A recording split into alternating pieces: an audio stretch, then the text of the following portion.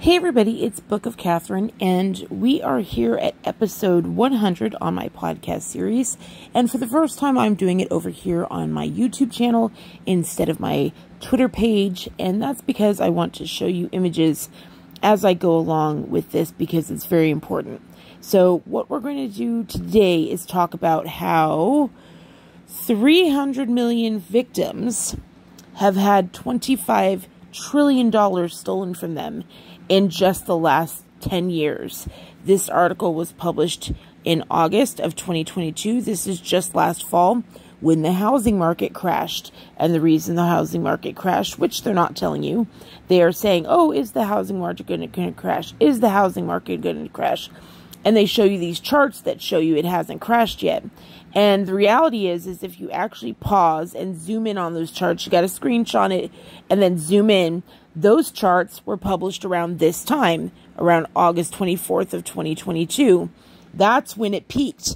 And the reason, of course, that it peaked and when it all went to hell is when basically Mr. FTX guy, Sam Bankman-Fried, was caught and arrested.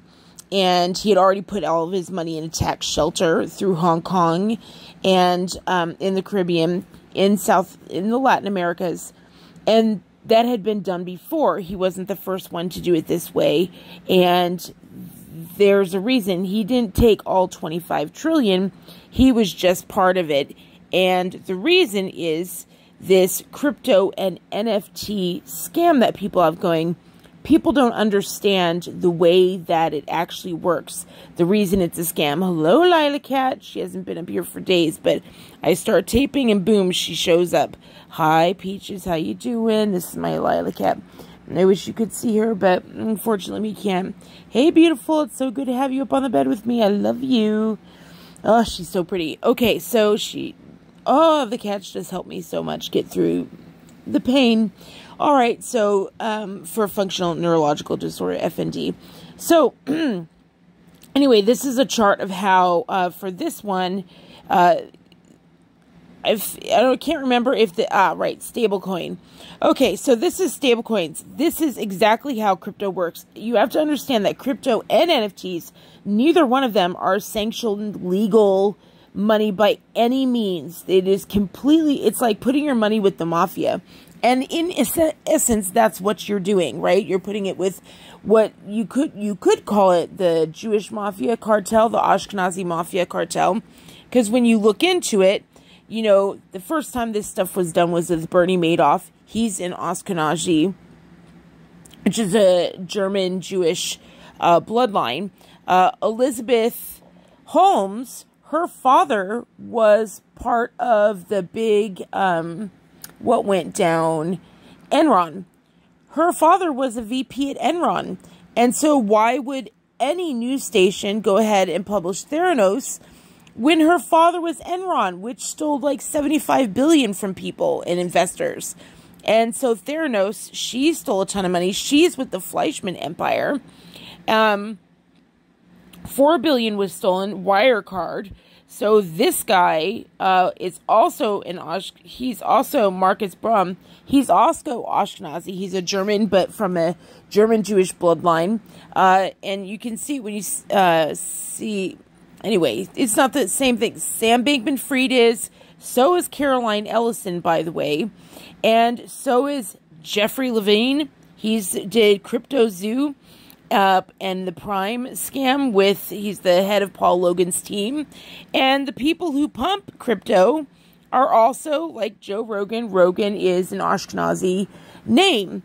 And it's not the only kind of scam that happens on with this like you keep going through it and it turns out that PewDiePie is actually Ashkenazi. His last name, Kjelberg, is part of a Nazi concentration camp in Germany.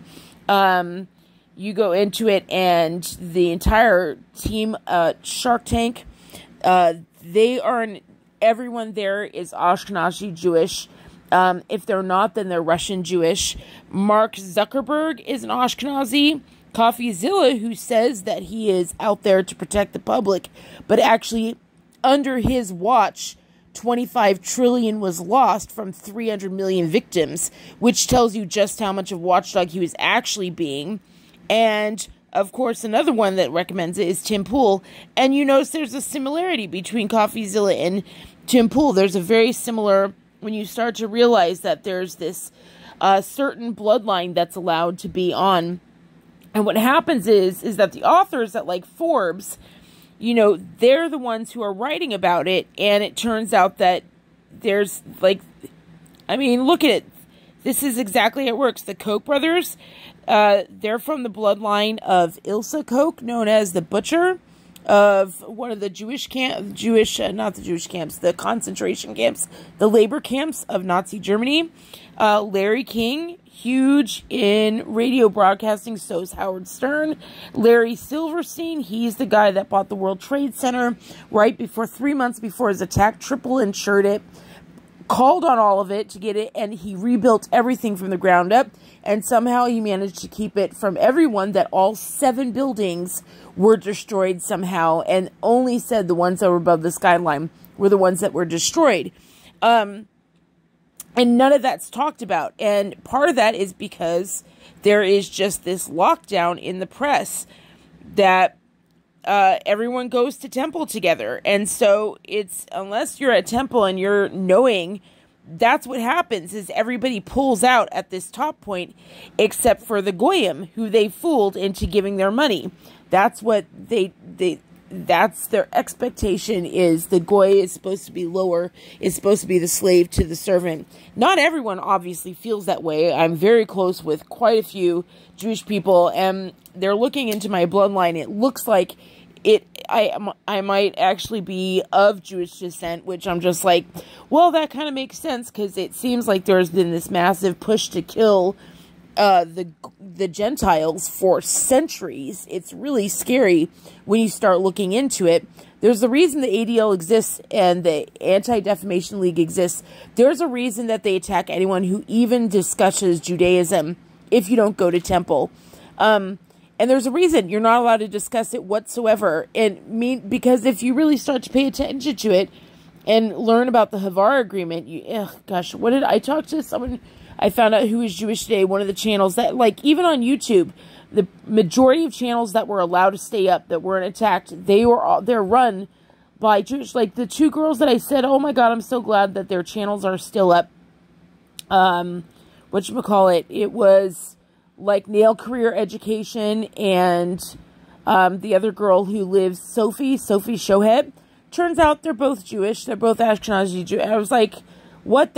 So it just, there's this, you know, cabal going on, and they're not, unless you go to temple, you're going to get sucked into the 40 billion that's stolen a year with this crypto and NFT unregulated thing that, of course, you know, the writers will say, like, it was like, who pushed the big, if you look into the actual writers that pushed FTX, Sam Bankman-Fried. Well, guess what? Who are the people that pushed it? Well, there is, by the way, so Sam Bankman-Fried, right? Go ahead and pay attention. CoffeeZilla, his last name is Friedman, right? That's his real last name, is Friedman. Then the authors of the journals who said that you should buy it, their last names were Fried, and then there was Levine, and it just goes on. And it's ridiculous to say, oh, there's an Italian mafia, and not say that there's a Jewish mafia. Like, there's a Russian mafia, there's an Italian mafia. Well, there's also a German mafia. There's a German mafia. There's a reason that they said the DNA in Israel, Italy, and Germany is very, very alike. There's like this Greek, the DNA between Italy and Germany and Israel and the Greeks, it's all very, very, very similar. And that's because when you study into the history, like I think about the Czar of the Red Thread, I published that book. I shared that book. Someone studied it and they said, yeah, it turns out that the Roman kings were Jewish. That's where the bloodlines actually went. And it makes sense. So anyway, and every single mafia movie you ever watch, guess who's in it? It is actually the Roman Catholic Church that's giving all the orders, if you really start paying attention. Anyway, so I just really wanted to impose on you, like, you know, this is what's happening. And unless you've been making money, like, you'll never know when this hits. You'll never know when it'll just tank.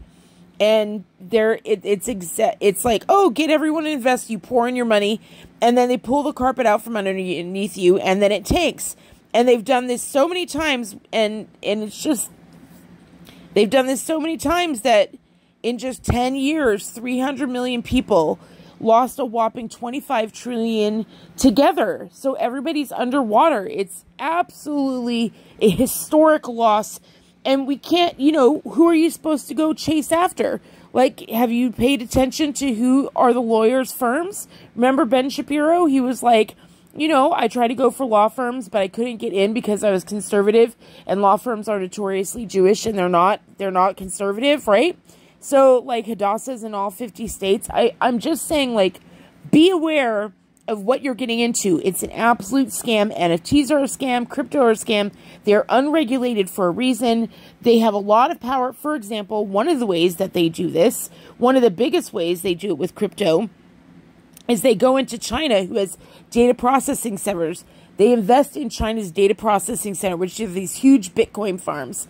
And China has 7 out of the world's 10 largest data processing centers, like bigger than the NSA over there in Utah, right? So over there and in China, what China does is, you know, the people who own the data processing centers, because they run so much Bitcoin, what happens is they say, okay, Bitcoin's legal again, we'll start pumping it out, and the Bitcoin price goes up. And then whoever owns them in China will then suddenly, they'll short the stock. And then China will announce, oh, you know, we have decided that it's bad for business. And then they'll say it's illegal. And then all of a sudden, everybody will lose their crypto. Well, that makes China a lot of money, but it also makes everyone who invested in those data processing centers a lot of money. And by the looks of it, by the looks of what, you know, people like Theranos, 9 billion, you know, Brown, 4 billion, Bernie Madoff, 85 billion, Sam Bankman-Fried, billions, Caroline Ellison, billions.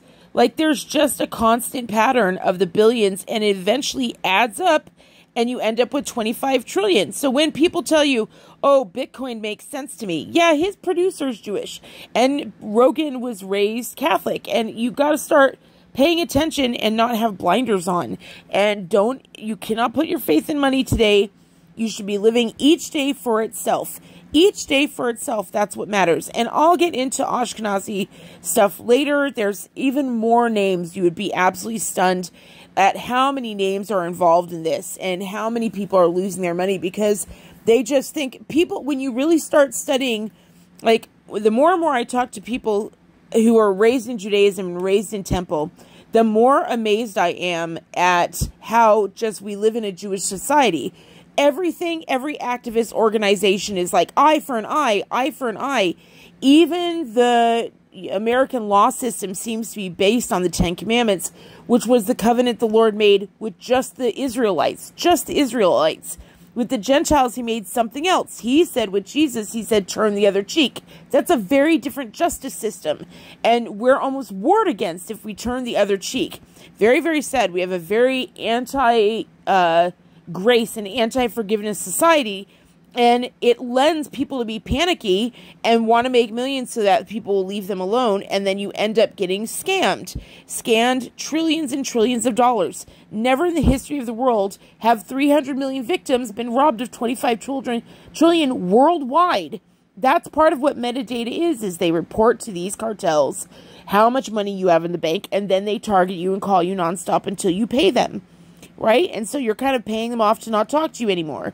So just get your head out of the clouds. Time to go to the new earth. Time to go over there where buying and selling is not the mainstay. You will never hear the word economy in the new earth. I guarantee it.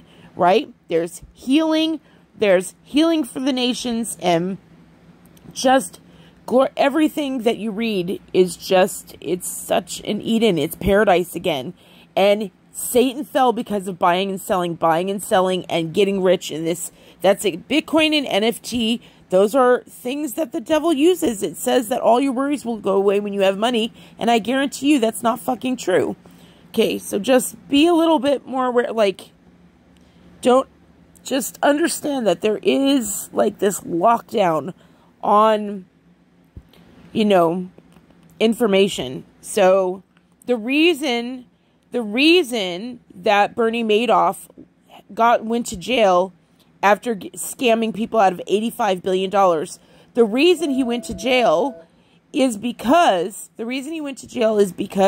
there was a whistleblower. Somebody was calling him out. So in order to do the NFT and crypto scans, they created their own whistleblower. They created CoffeeZilla, a guy in their pocket. And then when they already pulled the rug, notice CoffeeZilla always reports that it's crashed, reports a crash after the crash has happened, after everybody has lost their money. He never does an investigation before everyone loses their money. He always does it after. But because his channel exists, no one investigates the crypto. No one goes into it. Like, I think it was someone just said on Reddit that a big company just bought a crypto company and now they want to sell it again. Because after they bought it, they actually saw the books and they're like, fuck. And now they're trying to dump it. There's nothing in crypto. It's just nothing. You're buying air. You're buying cloud. That's not what anyone should be investing in. All right. Love you guys so much. Bye.